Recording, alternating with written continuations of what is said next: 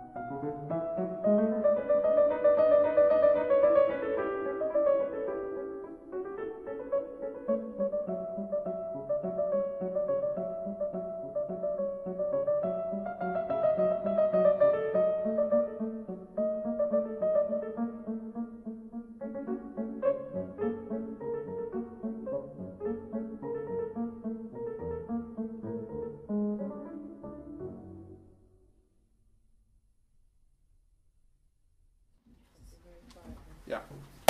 Right, the technology is working.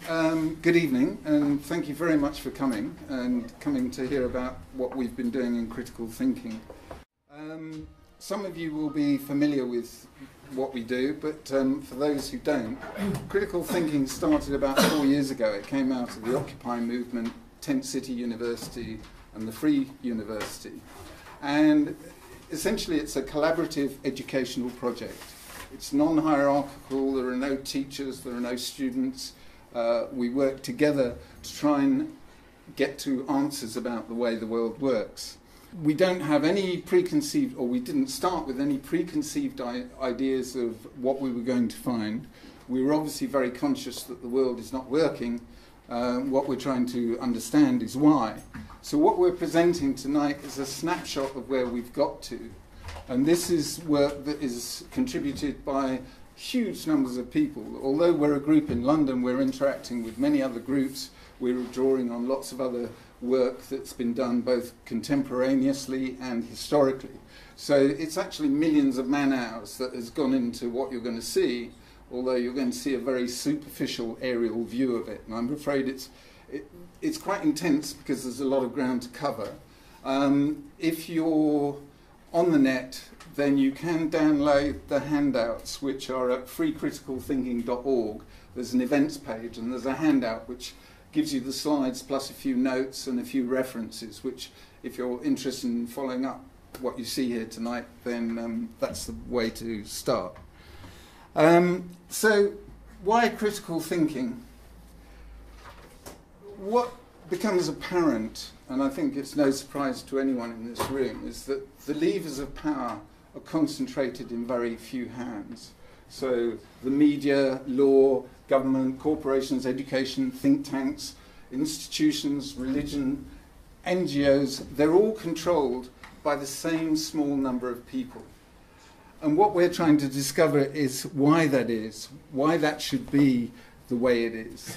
Because these levers of power act as a barrier to truth, because we're being told things that just patently aren't true. And if you watch what's going on long enough, it's very obvious that what you're being told is not true. Now, the first question to ask oneself is, how did this small group of people come to get all this power? And it would seem to us that actually what we have is a problem that emerged many, many years ago, when man first began to congregate into civilisations with the emergence of hierarchy. And our research suggests that it was at the point of surplus, when by using primitive tools there was an agricultural surplus, that a few individuals or groups managed to gain control of that surplus and set the rules, if you like, for everybody else. This particular aspect of our work is based on The Ecology of Freedom by a man called Murray Bookchin, which I would urge you to get hold of. It's not a particularly easy read, but it's full of interesting challenges to the way we think about where we've got to today. He originally was a Marxist. He tore up his Communist Party card in 1945, and he's really urging us to look at decentralization. And his ideas are what forms the basis of the way the PKK, the Kurdish separatist movement, organized themselves.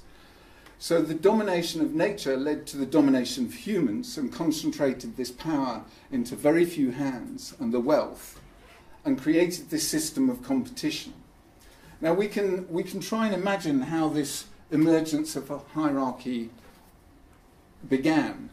And you think about the old, when you're young and vital, it seems in pre-literate society there was no particular age hierarchy. But obviously, as the old became infirm, they were obviously concerned about how they would survive, whether they'd be left just to sort of rot. And so, because they had the experience of seeing the seasons and phenomena, weather and stars, then they could use their wisdom, if you like, to develop some sort of status within the tribal group, leading to an age hierarchy, which persists today. And then it's quite likely that some of those, by relating that to their imagination, began to talk about the spiritual world, and they became shaman. And from shaman you get to sort of organized religion and theology, and priests mediating between the divine and man. So that's another form of hierarchy. As groups came into contact with each other, then the question of defense began to be an issue, and so you see an emerging warrior class who effectively turned from being defensive to being aggressive. And that in turn, I suspect, led to the gender division, might is right, and therefore the men accrued more power, and we turned into sort of patriarchal societies. This is not exclusively the case, and there were obviously matriarchal societies as well, but that seems to be the general drift. But probably the biggest factor in the way that we've developed these hierarchies, these institutional hierarchies, is specialization, where increasingly people have moved from being amateurs into being professionals. And it's now taken to an almost ridiculous extreme. If you think about professional football, it was a game that probably started as a means of entertainment and enjoyment, and it's turned into this narcissistic, hugely unequal diversion and distraction, which absorbs huge amounts of resources, attention, and distraction. So this is the way we suspect that hierarchy has emerged, the process, and it's created this sort of move from communal simplicity. As we get to the agricultural surplus and specialization and complexity, there's an increasing desire to make people conform. There's obviously competition and conflict, but ultimately it's all about control. Who is in control? So I don't think it's been any different. If you go back to the early days, it's all about farming humanity.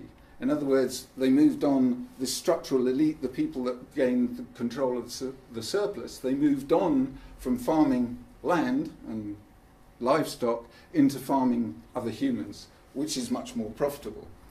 Now, initially it starts by force, obviously through slavery, and that is obviously fairly obvious what's going on. Then you get into coercion. So if you think about the Industrial Revolution, where there were enclosures, people were forced off the land, that forced them into factories, and being forced into factories is a form of coercion, because if you don't go to work in the factory, you starve. But as we move, obviously through the sort of early 20th century, there was some reclamation of power amongst the working class, because there were a large number of them, and therefore you get the labour and socialist movements, which began to roll back some of the iniquities of the Industrial Revolution. But it didn't last very long, and the reason it didn't last very long is because we then get to a situation where conditioning is used. And I would urge you to study the work of Edward Bernays, who is really the father of propaganda. He wrote a book called Propaganda, and seemed quite sort of proud of it. But actually, if you look, there's a BBC series by Adam Curtis called The Century of the Self. And it takes you through the process of how we were turned into people who had needs into people who had desires, and the way we've been conditioned with increasing sophistication to conform with the system. Because if you don't conform, then your survival is in question. So there are various forms of conditioning. So this is a representation of chemtrails. Now, chemtrails are a conspiracy theory, or they were, but now they're openly discussed in the context of climate change.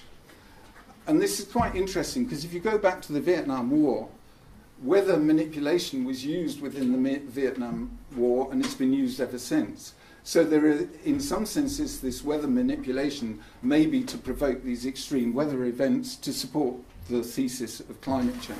That's one possibility. There are other possibilities because they're dumping huge amounts of toxic metals into the sky. And these things could account for the increase in Alzheimer's, for example. And there is scientific evidence all over the world that this is going on. And yet it's not something that's ever discussed in the sort of mainstream, either by governments. But it is beginning to be discussed in terms of geoengineering for climate change. Pretending that they're about to do it or have only just started doing it, whereas in fact I grew up on airfields. My father was in the Air Force, and I've been studying aeroplanes for a long, long time, and this started in the late 90s, and the skies that we see today are nothing like the skies that I remember from my youth. Education through the schools. There's a man called John Taylor Gatto who was 30 years he was a teacher. He was an award-winning teacher, and he said he gave up teaching because he couldn't hurt children anymore. And he talks about how you can't train fleas until you break their will.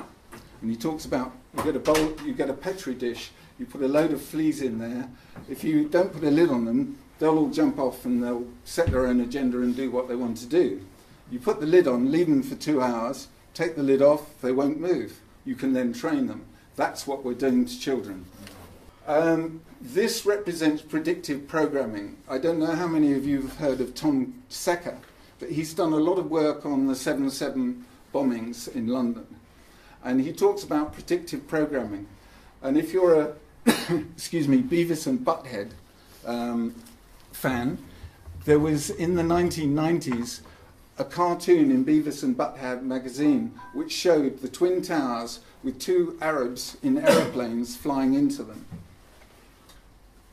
And yet we are told they never imagined that people would fly aeroplanes into buildings.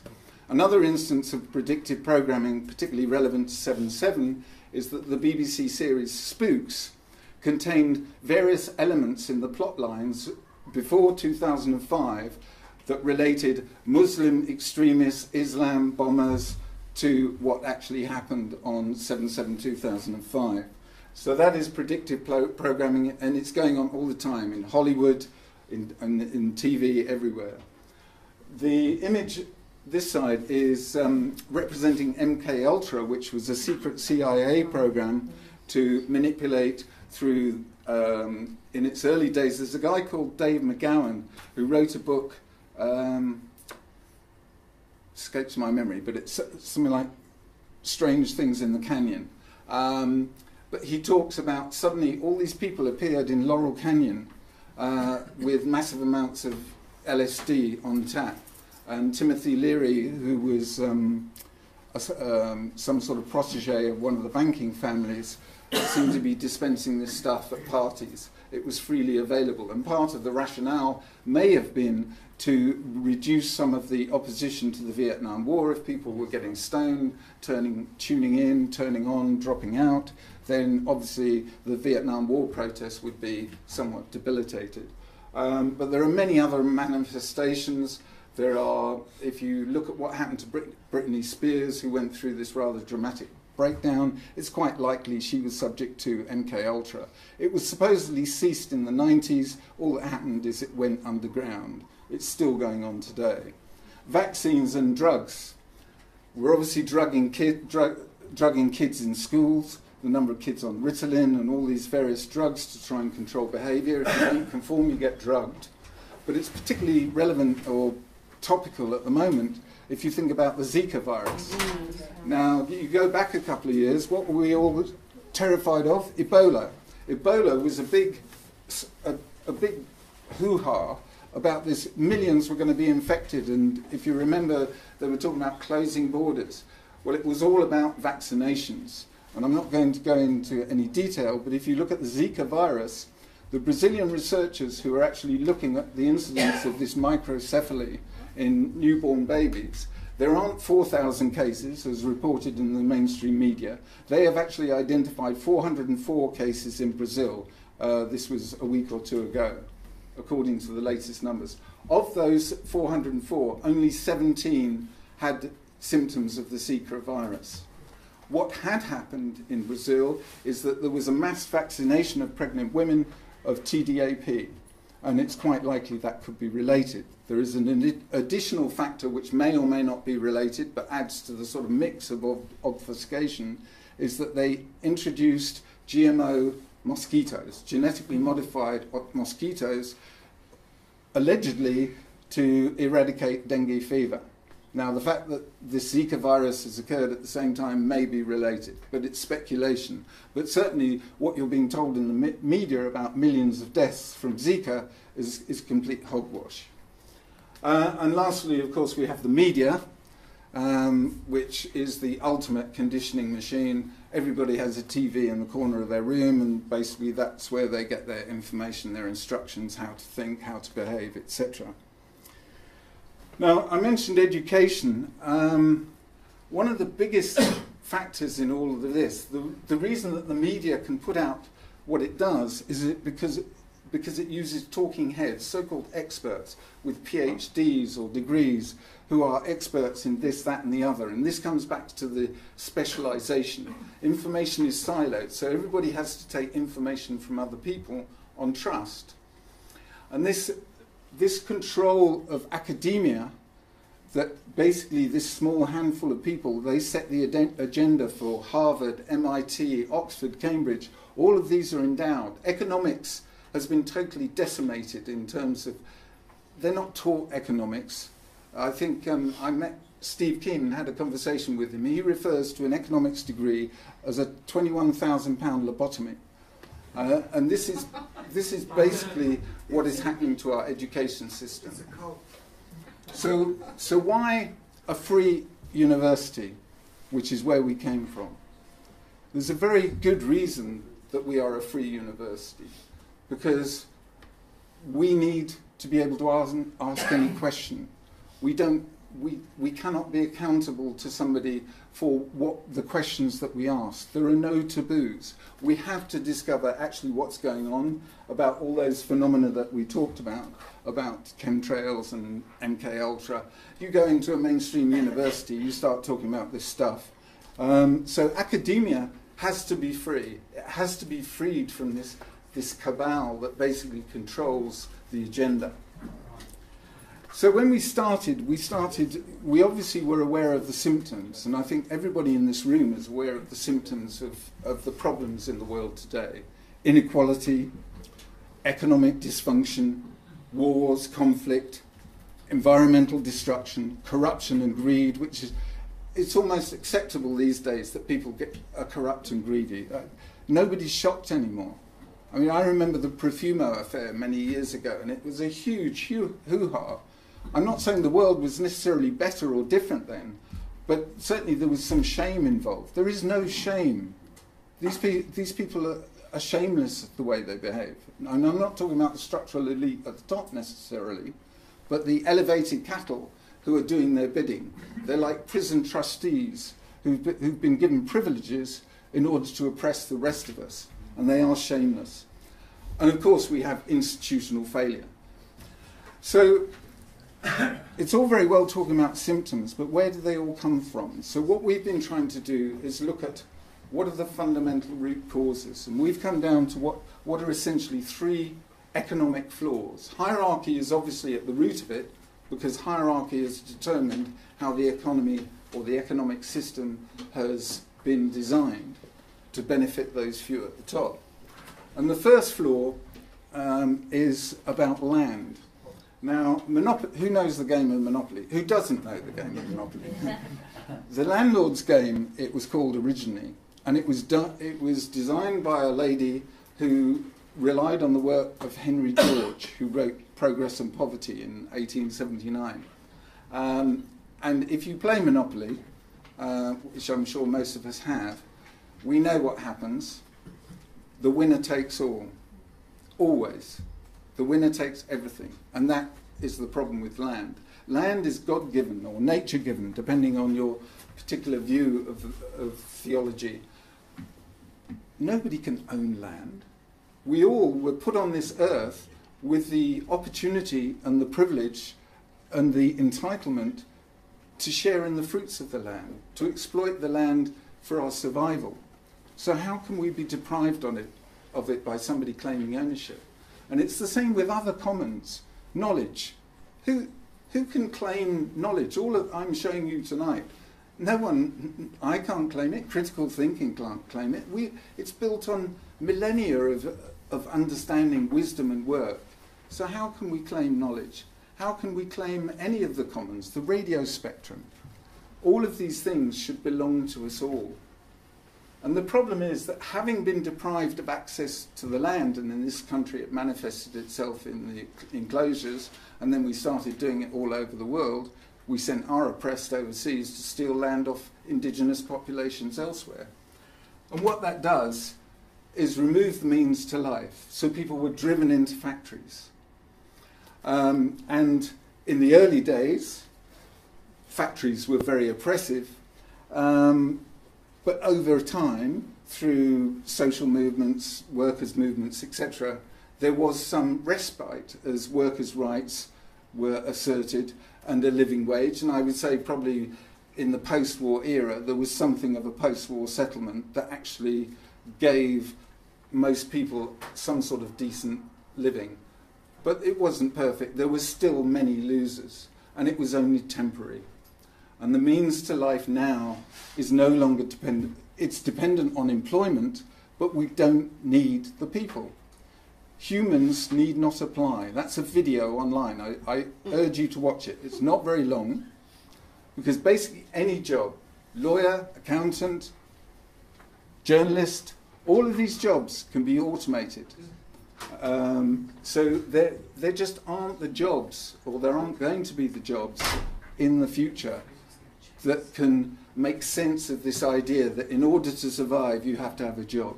We have to disassociate the idea that work is somehow your passport to life. And there's a very interesting phenomenon here, because the people at the top, we know who they are, but those people at the top who are near this boundary, they're terrified, because they're terrified they're going to end up like this. And these people in this band here, where they're near this boundary, in other words, where they lose their security, they get made redundant or whatever, some misfortune happens, they get tipped into here. And these people, these at the bottom, they're there to frighten the shit out of everybody else. Yeah, and this process is bearing down. More and more people are finding themselves down in these lower levels. So we have to disassociate the means to life from employment. And what we end up with is this precariat, which is just growing.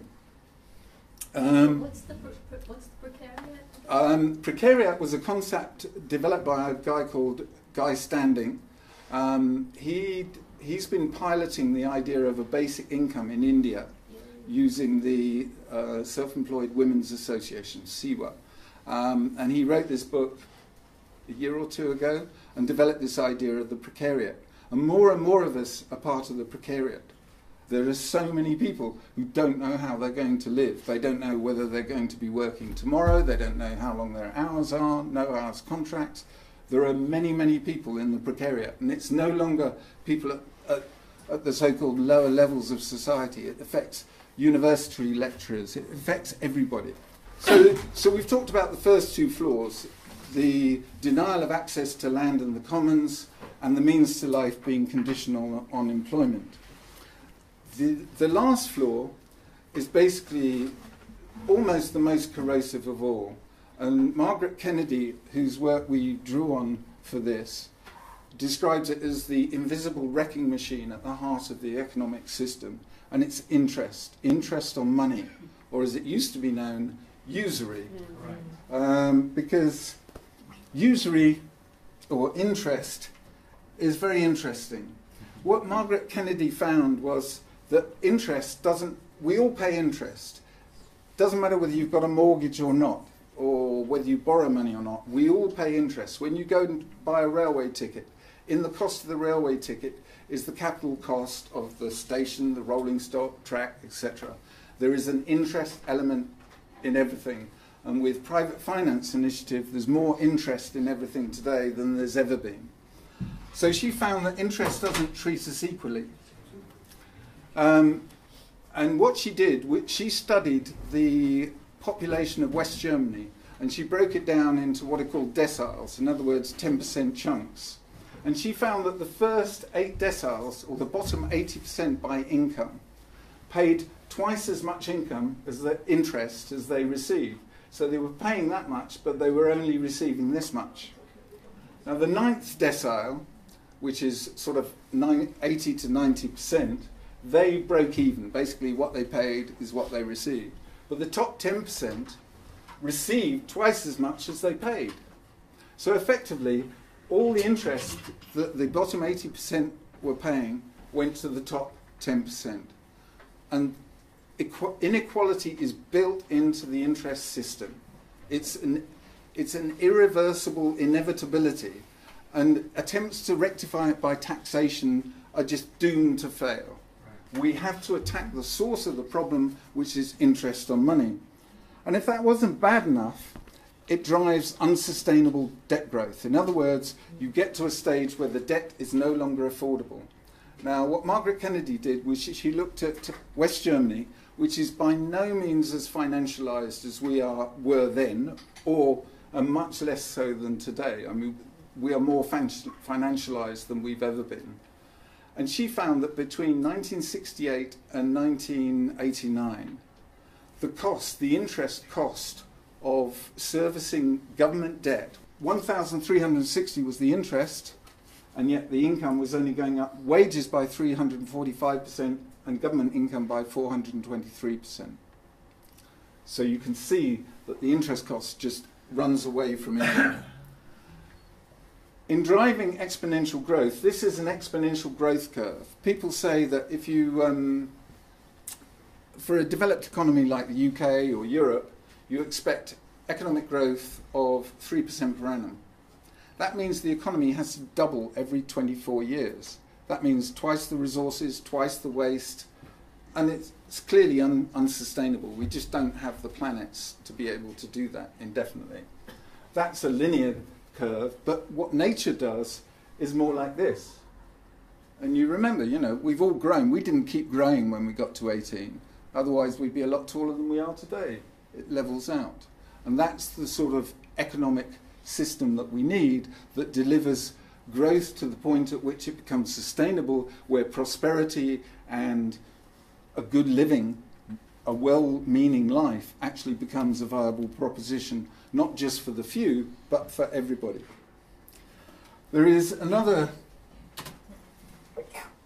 corrosive element of, or effect of interest, in that it discounts our future. And I'm not going to go into too much detail, but there's a process by which every project, whether you're going to set up a mine, whether you're going to build a bridge, a road, what accountants used, and we're ruled by accountants in this day and age, they use something called discounted cash flow to calculate future returns, and they discount the future because we demand this time value for money.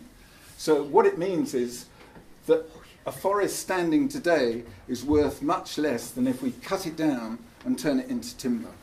And companies make money by making it faster. So the faster they extract resources, because of the time value of money, the faster they extract the resources, the more money they make. And that's the problem with interest. So it hits us in inequality, it hits us in terms of environment, it hits us in terms of boom and bust. And last but not least, it's the secret key to the bankers' power. This is how they rule the world. In in the Renaissance, there was a chap called Marsilio Ficino, and he translated from the Greek the Corpus Hermeticum, which basically led to the development of double-entry bookkeeping. And double-entry bookkeeping is alchemy, which is the mechanism by which bankers create money. So you go into the bank and you say, I want to borrow, what's a Ferrari these days? I want to buy I want to borrow £100,000 to buy a Ferrari. There is not £100,000 sitting in the bank ready for you to take away. It is your signature on the piece of paper for the loan that creates that £100,000. And what happens? Double entry bookkeeping. £100,000 goes into your account. £100,000 goes into the bank's account as an asset that they are owed. It's magic, alchemy, creating money from nothing, like so.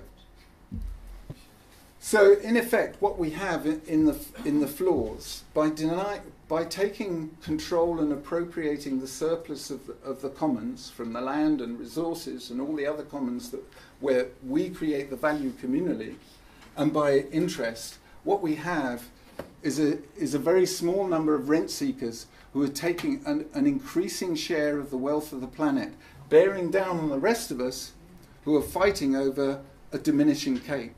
In other words, because the planet is not replenishing itself as quickly as they're using the resources, we're fighting over what's reducing and getting more and more stressed as a result.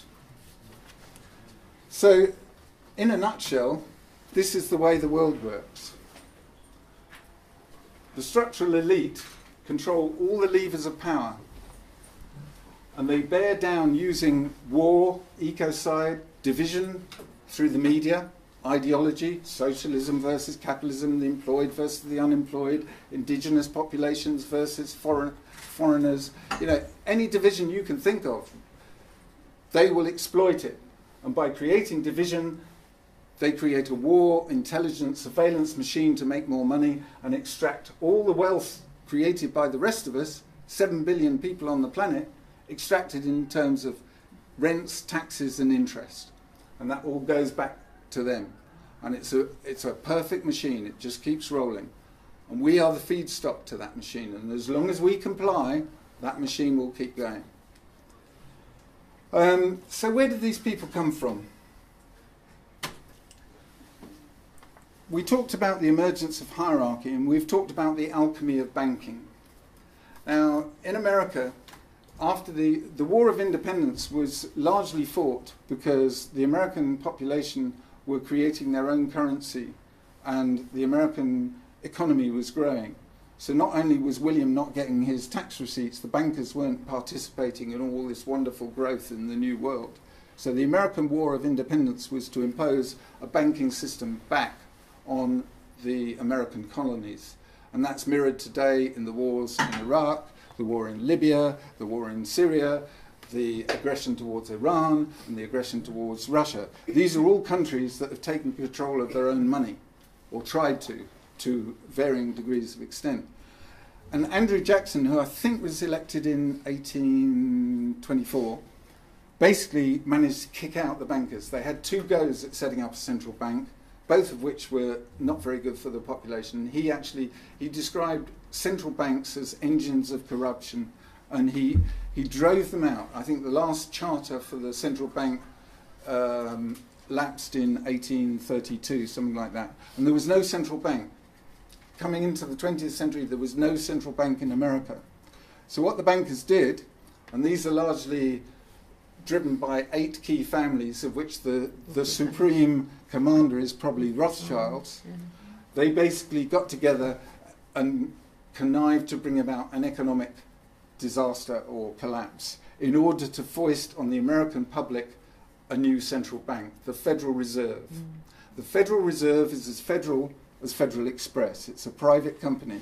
It's owned by 8 banking families, and they basically control banking across the world through the privately owned Federal Reserve, which in the dollar world that we live in today, although probably not for much longer, that drives the world, through the Bank of International Settlements, which is also a private bank, all the other it's the central bankers' bank, the Bank of International Settlements in Basel, Switzerland.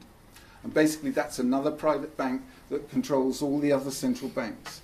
So it's central banks that are driving the world as it is today.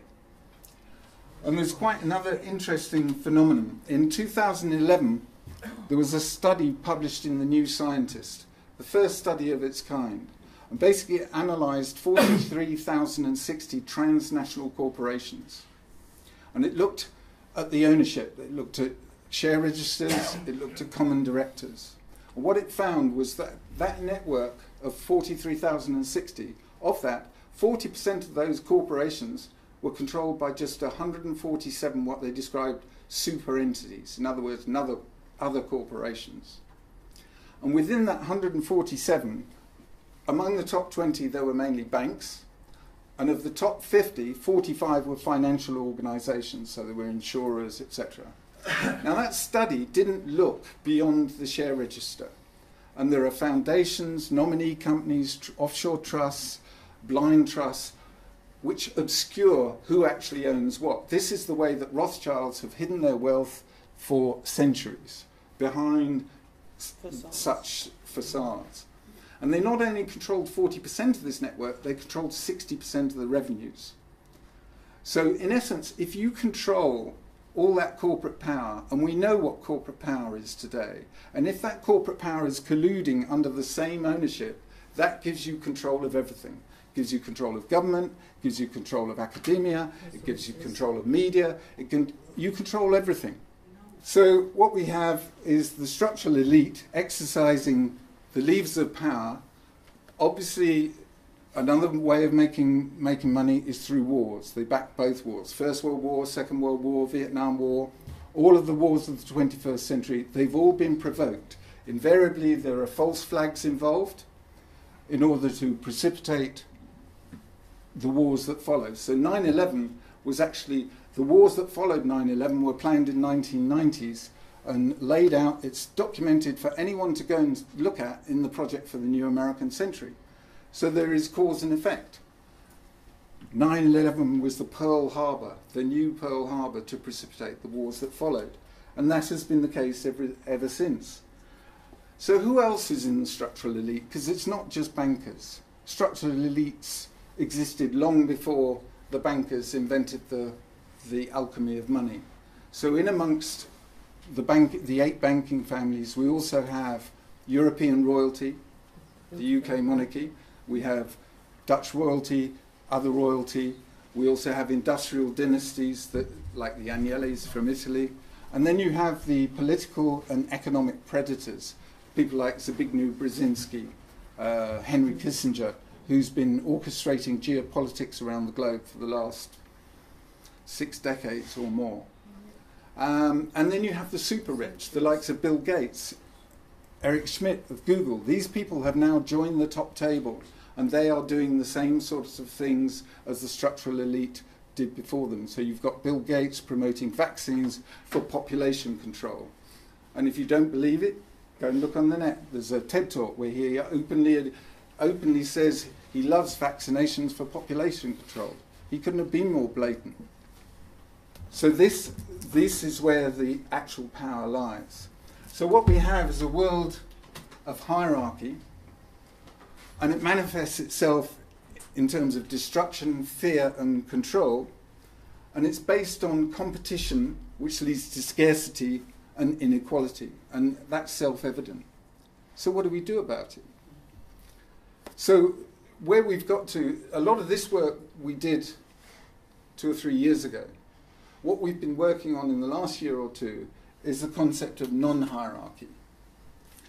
And if you go back to pre-literate societies, before all this process started, their characteristics were community, freedom, diversity, equality, security.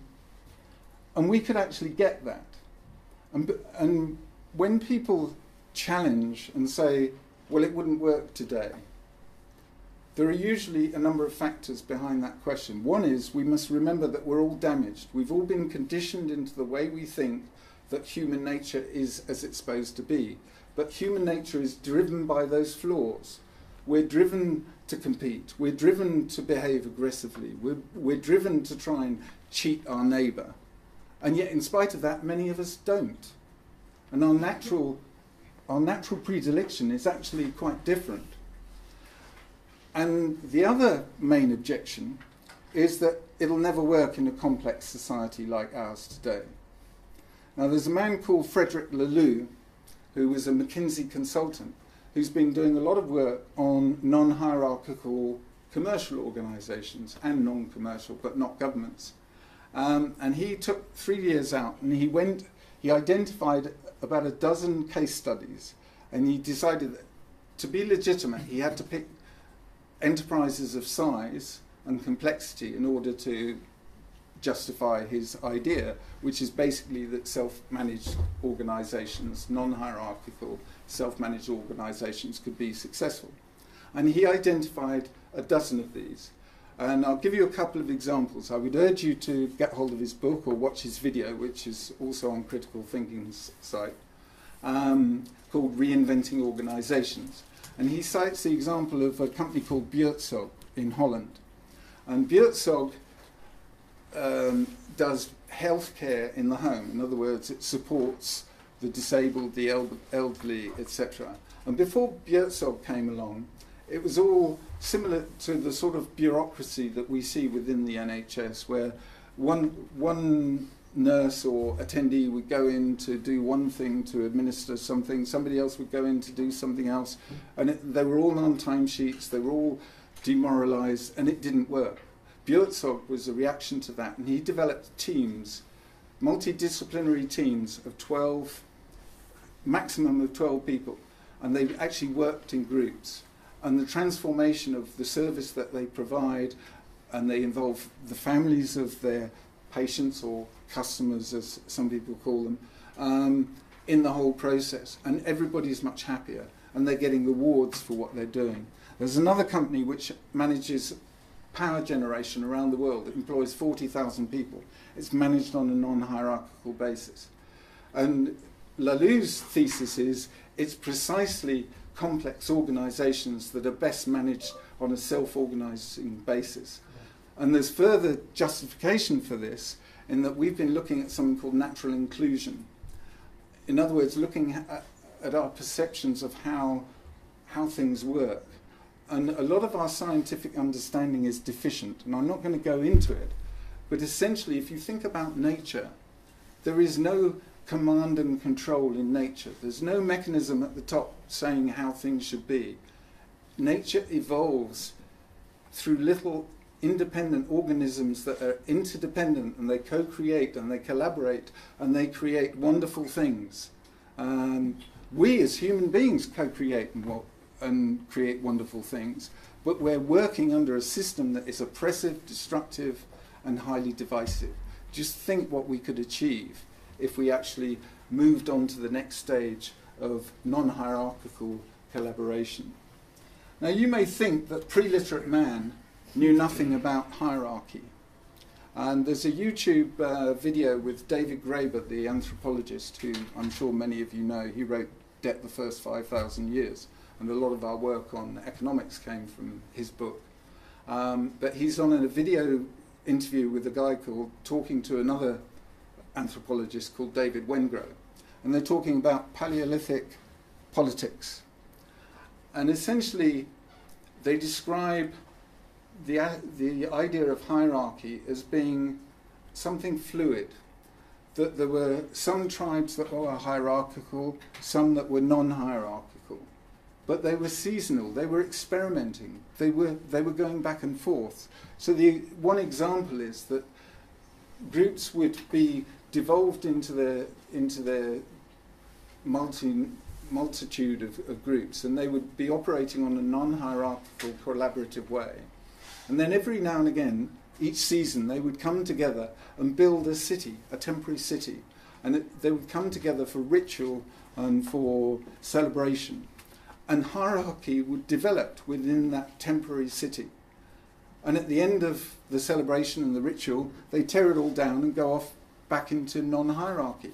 And as David Graeber put it, he said, they build it up, they tear it down. They build it up, they tear it down. And then one day, they didn't tear it down. And here we are today. So this hierarchical, institutionalized structure that we have is not an inevitability. And I would say that today, we have a unique opportunity. No generation before us has ever had what we have, which is the access to the huge amount of information. Now, a lot of the information is misinformation, so it takes a lot of work to get to the nuts and bolts of what's really happening. But we also have the ability to communicate across time zones, across geography, and that is unprecedented. So it is feasible for the world to organise itself on a non-hierarchical basis for the first time ever, because we know what they're doing in China. We know what they're doing in Russia. We can talk to people. Has anybody watched YouTubes of Syrian girl talking about the Syrian conflict? We can actually get first-hand from people that are there. We don't necessarily know whether she's genuine. She may or may not be. So we have to look at other sources in order to corroborate what she's saying. But the fact that we can communicate at grassroots level gives us the opportunity to change the way the world goes. And there are all these factors that we have. You know, we are a hell of a lot more than those 150 people who congregate in Bilderberg or the Rothschild family or whatever it may be. But there's one thing that gets in our way, which I'll come on to. But all we've got to do is accept that no man can rule over another man, no woman can rule over another woman, and vice versa, or interchangeably. And that is the first thing that we have to grasp. The Queen sitting in Buckingham Palace is a person. You bring her into this room today, she's no different to you and I. But it's the ideology and the stuff that goes around it that makes her different. That's what we have to strip away. And then we have to deal with those economic flaws. So we have to share the surplus from the commons. We have to give the means to life unconditionally to everybody. Everybody needs their share of the commons as a dividend, not as a basic income, but as a dividend. It's their right. It's their birthright as a human being. And we have to just eradicate this idea of interest on money. But the only drawback is that we've been taught to self-promote. Now, I don't know about you, when I was brought up, if there were people bragging in school, they used to get beaten up and ostracised. But the world has changed. If you don't brag, you don't get. You get ignored, you get sidelined. So you have to go on X Factor or whatever it may be, become the best Premiership footballer in order to justify your existence. We have to recognise that ego is one of our big problems. And this quotation comes from Peter Challen's dad, who, Peter Challen runs Global Table. I'm sure he'll be known to many of you. He's a cleric who's been a jobbing cleric and trying to talk about this sort of stuff for years. And his dad said to him, nothing is impossible if you don't mind who gets the credit. And as long as you need to get your name in lights or on that scientific paper as the person who's come up with the solution, we're never going to find the solution. But as long as we're able to work together and not worry about who gets the credit, we can do this. But we've got to focus on the fact that we are the system.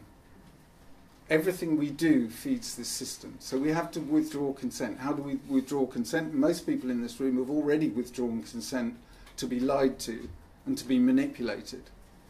And what we need to do is go beyond that. And what we've started to do just this week is actually to start talking about food. And there's a guy called Mario Molinari that we've begun to talk to about how does one recreate the notion of family within communities. And you start with food, by growing food, by making food in families, in small groups, in your street, inviting the neighbours in to break. He's got this concept of bread and soup. You invite the neighbours in, you make bread and soup, and you eat it, and you begin to discuss all the things that revolve around food. Food cycles, energy cycles, water cycles. If you study those, it brings in every other discipline. we shouldn't be siloing education into maths, physics and chemistry. Life encompasses all of these. So by starting on food, and this is, if you like, where we've got to in our journey, and we hope to be able to get there over the course of the coming year. But we're going to be hopefully talking to a lot more people and going out and actually doing, as Eddie said, Eddie has been involved with us for getting on for 18 months now. He's an artist, and I'm sure he'll have something to say for himself when we get to discuss. But he came up with this idea of thinking and making, that actually by doing things together and exploring the sorts of ideas that we've talked about tonight, or I've talked about tonight, and we're going to talk some more, I hope, then we begin to develop those communities. Because the way we're going to defeat the system is not by marching on Downing Street, or by throwing bombs, or by any of these things. We have to create something better that draws the energy from this corrosive system and build something so that we won't have to make demands. We just take the power, we'll take the land, we'll take the commons. Yeah. But we have to do it together, and we have to not worry who gets the credit. So thank you very much for listening, and